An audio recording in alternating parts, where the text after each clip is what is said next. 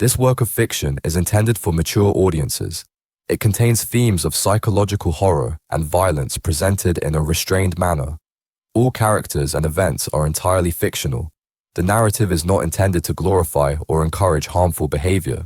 I first set foot on Spellwomen's College on a cool autumn evening, my heart a tangled mix of hope and apprehension. As I stepped through the campus gates, I, Gracie Mae Winters, could not help but feel that I was destined to be an anomaly in this venerable institution. Born with a striking pale alabaster complexion, a legacy of my mixed heritage, half African American and half Japanese, I stood apart in a place where every other face radiated the deep, golden, warm tones of a shared heritage. My appearance, often mistaken for whiteness, immediately set me apart in an environment where unity was measured by visible identity.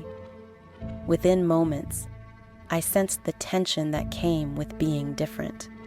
The quiet whispers of students, the cool indifference of professors, and even the accidental brush of a hand in the corridor all combined to leave me isolated. The cold looks and stifled laughter pierced deeper than any spoken insult. I longed for acceptance, but every hopeful smile was met with an unyielding distance. In the solitude of my modest dormitory, I would lie awake at night, haunted by the quiet sorrow of being misseen and misunderstood in every sense. One crisp afternoon, I wandered to a venerable oak in the heart of campus, its gnarled limbs stretched skyward as if pleading for mercy from the unknown tree gods. There, amid the rustle of leaves, I felt an unfamiliar stirring inside, a secret power, small and insistent at first, like a tremor beneath my skin. In that moment of isolation and suppressed anguish, I sensed that every slight, every unkind gesture was building a hidden reservoir of strength in me. It whispered in the half-light of dusk, a murmur of ancient voices and forgotten rituals that called me toward something other than ordinary despair. That night, sleep evaded me as my thoughts churned with images both mesmerizing and frightening. The power felt as if it were entwined with every tear and every moment of neglect. I dreamt of dim corridors lit by spectral candlelight and of an unseen force that promised both retribution and transformation. I did not know then that these dreams were the first echo of the destiny I was meant to embrace. I was beginning to change, becoming something beyond the shy, timid girl who had once cringed at a stray glance from an unknown passersby. In the days that followed, my eyes began to see what lay hidden in every shadow. The once familiar halls of Spellwomen's College became corridors of secrets, rooms that seemed to hold the sorrow of centuries, walls that whispered of unresolved histories. I discovered that the cruelty I experienced was interlaced with an old, unspoken narrative, a narrative that bound my own suffering with that of those long forgotten. Every unkind remark, every dismissive gesture had kindled a mysterious power within me.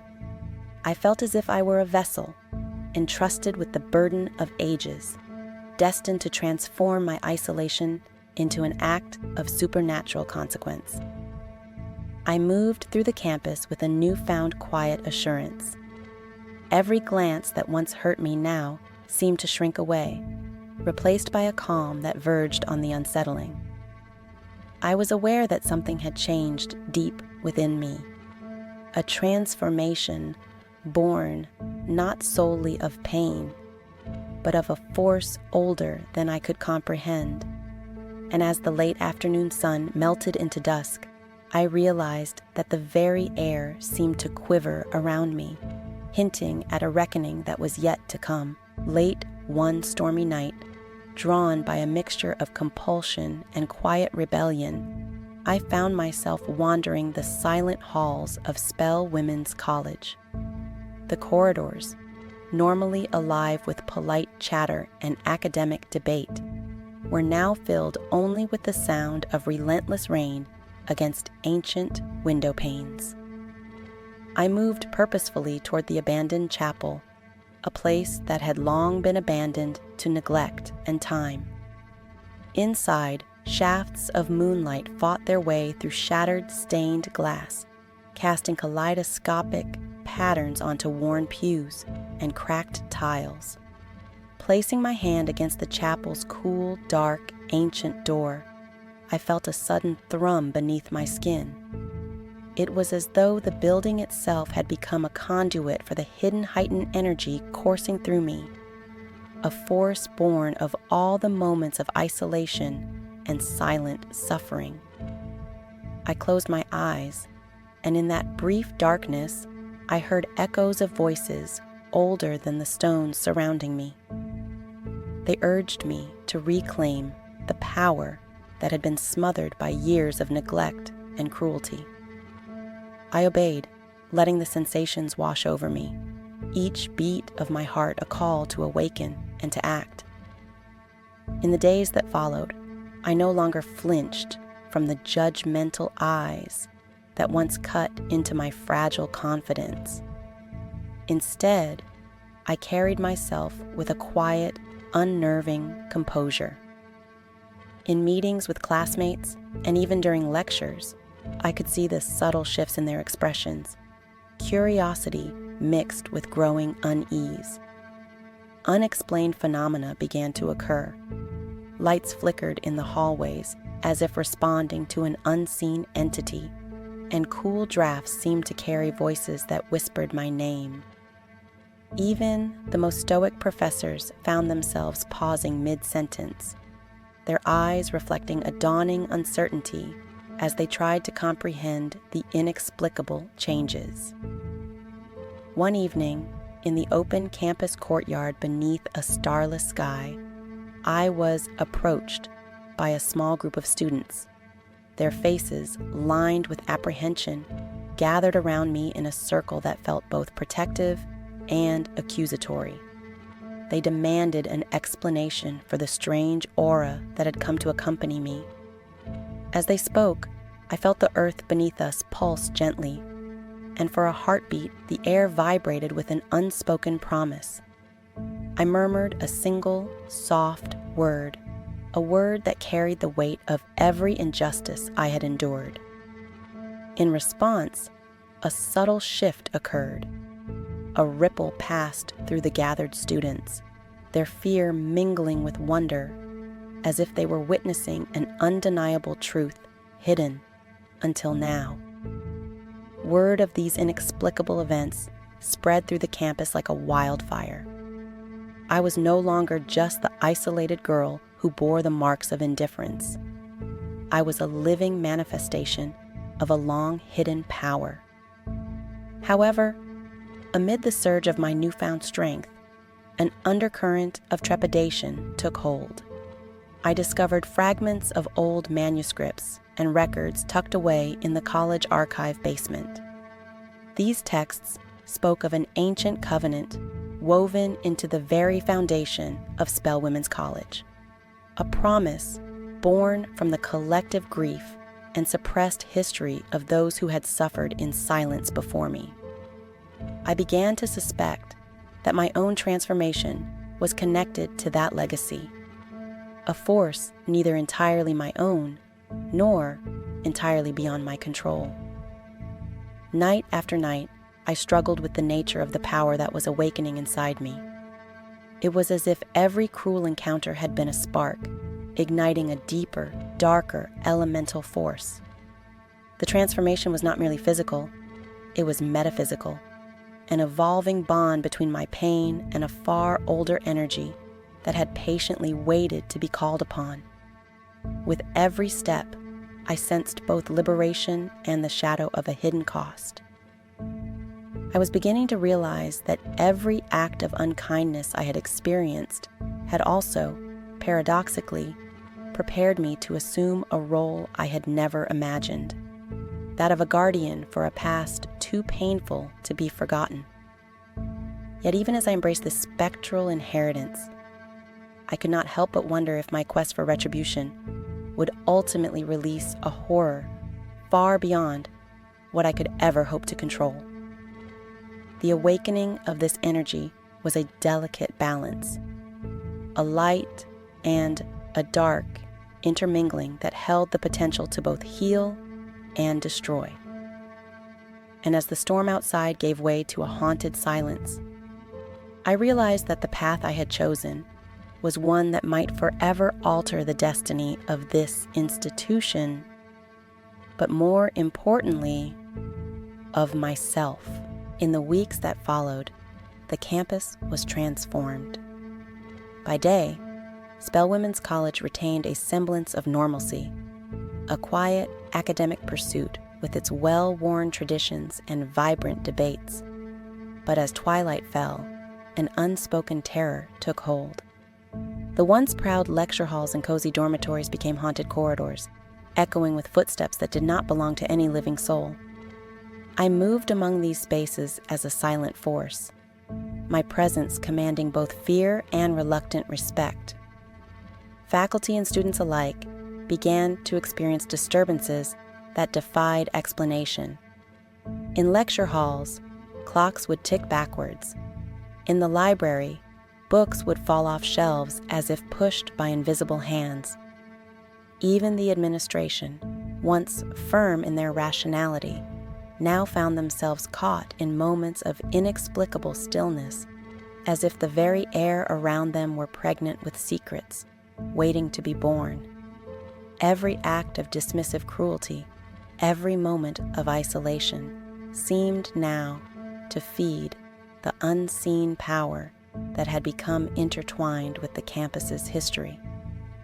One cool evening, beneath the watchful gaze of a towering statue of Harriet Tubman in the central courtyard, I felt the full weight of the legacy that had silently festered over the years. The statue, an emblem of a courageous woman of color, seemed to come alive in the trembling light of dusk. Its features, softened by time, yet stern in resolve, became a mirror reflecting the long-held grievances and unvoiced sorrows of generations. In that moment, I understood that I was no longer merely the target of cruelty. I was now its guardian, an embodiment of a deep-seated promise of retribution and renewal. With a voice that resonated with both sorrow and determination, I began to recite words that had been hidden within the dusty pages of forbidden texts. The incantation, measured and deliberate, rippled through the courtyard as the stone beneath my feet shuddered in response. Shadows coalesced, forming shapes that hinted at figures from a past too painful to name. Faculty and students, caught between disbelief and terror, found themselves unable to escape the inexorable tide of the power I had awoke and invoked. Every injustice that had been inflicted upon me, and on countless others whose pain had been forgotten by time, seemed to converge in that surreal moment of reckoning. I witnessed the physical manifestation of their silent voices, corridors that darkened as if absorbing the light, windows that trembled under an unseen pressure. I moved among them with calm authority, each step a measured beat in a dirge that spoke of long-held secrets and overdue retribution. And yet, with each act of the supernatural, a quiet dread began to settle in my heart, a fear that the force I had awakened might one day consume all in its path, including the very hope I had once held dear about our shared future in this troubled world. I watched as the proud institution of Spellwomen's College trembled beneath the weight of its hidden past. The boundaries between the physical and the spectral blurred as each room, each hall, became a stage for the unresolved drama of generations of broken souls.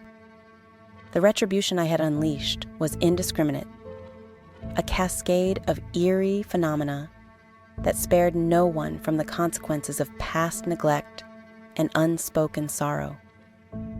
In that surreal twilight, I felt both the righteousness of my purpose and the bitter realization that in seeking to right old wrongs, I had become entangled in a force that cared little for absolution, much less human life. On a night when even the wind seemed to hold its breath, the final act of this grim saga began. The campus lay shrouded in a silence so profound that even the faintest rustle of leaves was magnified, as if every sound were a prelude to the inevitable ending. I roamed the ruins of once familiar spaces, my heart heavy with the knowledge that the path I had chosen might lead not to healing, but to an eternal cycle of torment and pain. I eventually found myself confronting the architect of much of the sorrow that had punctuated my time at Spellwomen, a respected professor whose stern facade masked an unyielding adherence to outdated prejudices. In the deserted lecture hall, her eyes, once so full of self-assurance, now reflected a dawning terror as she met my gaze. For a long, harrowing moment, the world seemed to stand still. The tension in the air was palpable, a shared recognition that we were both caught in the clutches of a fate neither of us could fully understand or escape. Just as I prepared to deliver what I believed would be the final measure of justice, a sudden, disquieting shift rippled through my very being. It was as though the energy that had sustained me for so long was suddenly calling out in a language older and more ominous than any words throughout time and space. The stillness deepened, and in that pause, I felt the unmistakable presence of an ancient force entwined with my own spirit, a force that was neither wholly mine nor merely an echo of collective past sufferings. In that heart-stopping moment, the truth unfolded with a shocking clarity. I was not merely a vessel for personal revenge. I was the living embodiment of an age-old covenant, a guardian conjured from the collective grief and unspoken anguish embedded within these walls. The cruelty I had endured was only the spark. The true power coursing through me was an inheritance, a dark legacy woven into the foundation of Spellwomen's College from its very inception. In seeking to amend a history steeped in sorrow, I had unwittingly become the catalyst for a cycle of revenge that extended far beyond any single act of retribution. As the lecture hall's cracked walls began to tremble and warp under the strain of this ancient force, a bewildering sight emerged from the shadows. From the fissures in the floor, ethereal figures took shape, spectral reflections that mirrored my own image in uncanny and exacting detail. Their eyes shone with the same intense light that now burned in mine. I realized with a mounting horror that these apparitions were not simply vengeful echoes of those who had wronged me. They were fragments of my very essence, scattered by the overwhelming force of the ancient covenant. Each phantom bore the marks of a suppressed sorrow, and together they formed a chorus of voices that spoke of an endless, unfulfilled, and unjust lives, ending in pain and sorrow. In that moment, as the spectral copies advanced and merged with my own form, I understood the terrible, inescapable truth. My transformation had not been an act of liberation or healing.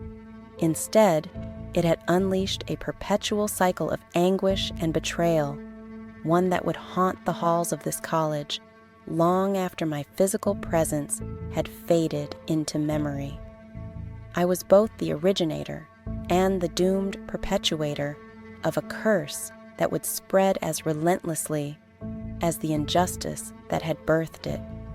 The professor's final plea, a whispered question fraught with regret, echoed through the void. "Gracie, my God, what have you become?" But even as her voice faded into the silence of that haunted night, I was left to confront the inevitability of my own fate. In seeking justice for the pain inflicted upon me and so many others, I had become entangled in a force that could not be undone. A relentless darkness that now bound me, body and soul, to the very foundations of Spellwomen's College.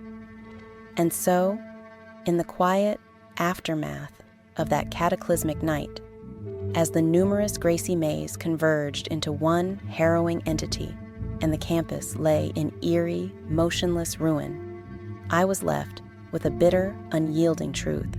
Sometimes, the pursuit of retribution births a horror far greater than the original injustice, a legacy of anguish that must be borne until the end of days. I had become both judge and victim, a living reminder of a past that would forever cast its long, inescapable shadow over every future step taken on these hallowed grounds.